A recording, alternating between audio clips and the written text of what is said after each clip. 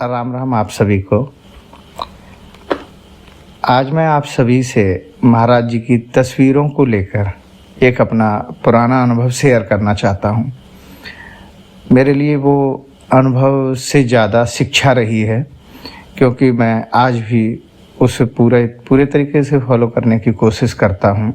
और जो उन्होंने कहा था, जो मेरा ये अनुभव है जिसमें किसी ने मुझे जो शिक्षा दी थी, वो हूबहू मेरे जीवन में कई उदाहरण ऐसे आए कि वो मुझे लगा कि ये बिल्कुल सही है।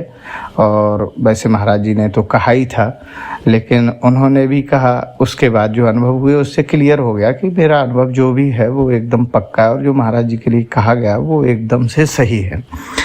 जैसा कि आप सभी जानते हैं कि श्री महाराज जी ने अपने काफ़ी भक्तों से कहा था कि अगर मैं तेरे पास ना आ पाऊँ तो मेरी तस्वीर के सामने खड़ा होकर तू जो भी बोलेगा या बोलेगी वो मैं समझ लूँगा, मुझे पता लग जाएगा और तेरी इच्छा पूरी हो जाएगी।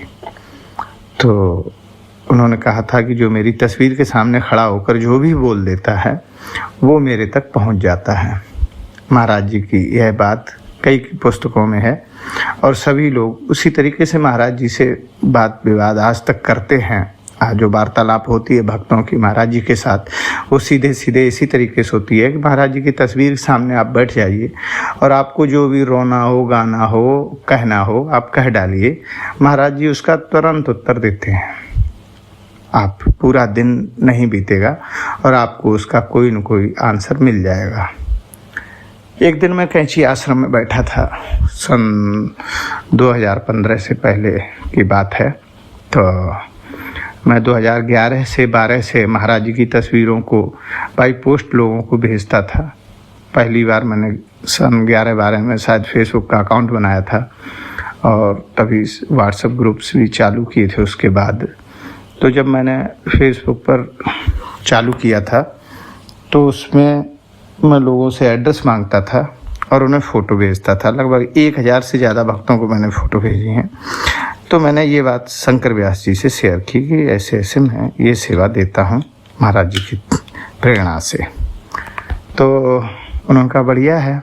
काफ़ी देर बैठी वार्ता होती रही। उसके बाद मैंने उनका एड्रेस मांगा और फ़ोन नंबर मांगा। मैंने कहा कोई फ़ोन नंबर हो तो आप दे दीजिए।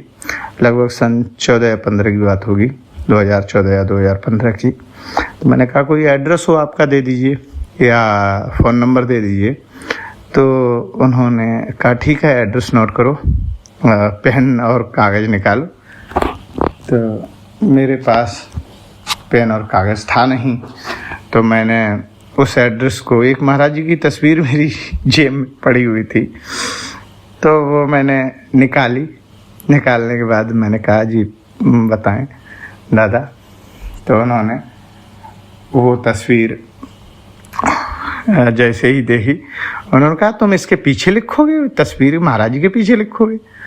मैंने कहा नहीं दादा, मैंने कहा ये आपका एड्रेस है तो महाराज जी हमेशा मेरे साथ रहते तो एड्रेस भी साथ रहेगा। उन्होंने कहा नहीं, तस्वीर नहीं, महाराज जी के पीछे लिखोगे। मैंने कहा ये तस्वीर है दादा, पीछे खाली है। नहीं, उन्होंने कहा महाराज जी की तस्वीर के पीछे लिखने का मतलब है महाराज जी के पीछे लिख रहे हो, ये तस्वीर नहीं है, महाराज जी है, पेपर लाओ। वाकई में उनका जो भाव था और उसके बाद जो मैंने शिक्षा ग्रहण की वो मेरे लिए इतनी मायने रखती है कि मैं आज तक वो उनकी मुस्कान, वो उनका कहने का तरीका आज तक नहीं भूला हूँ। मैं था, उदयन शर्मा जी थे अकबरपुर के, दोनों लोग साथ में ही बैठे थे। तो मैंने उनका एड्रेस लिखा, पेपर मंगाया, उस पर एड्रेस लिखा और महाराज जी को उनका आशीर्वाद समझ जेब में रखा। और उसके बाद जब मैंने भक्तों को तस्वीरें भेजी तो कुछ ऐसे अनुभव मेरे सामने आए कि जो मेरे लिए बहुत ही कहना चाहिए अकल्पनीय थे। एक भक्त थे लखनऊ के, उन्होंने मुझे एड्रेस भेजा था और उन्होंने एड्रेस भेजा और मुझसे कहा कि पंकज भाई मेरे घर पे एक मंगलवार को प्रोग्राम होने वाला है, तो आप कृपा करके ये मुझे फ़ोटो भेज दीजिए। और उन्होंने ये शायद संडे को कहा था, मैं संडे को पहुंच नहीं पाया किसी कारणवश, और मंडे को छुट्टी थी, कोई सरकारी छुट्टी थी। ट्यूसडे को उनके यहाँ वो सुंदरकांड था, तो मैंने सोमवार की शाम को छुट्टी में फरुखाबाद जाकर वो फ़ोटो कोरियर की। और महाराज जी की कृपा देखिए कि सुंदरकांड उनके यहाँ प्रारंभ होने वाला था, महाराज जी तभी पहुँचे। और उन्होंने मुझे दूसरे दिन फ़ोन किया कि पंकज भाई, मैं विश्वास नहीं कर सकता हूँ महाराज जी की कितनी कृपा है। एक बार की बात है कि मैंने एक इसी तरीके से एक भक्त थे भोपाल के, तो उन्होंने मुझसे तस्वीर मंगाई, मैंने वो तस्वीर पोस्ट कर दी।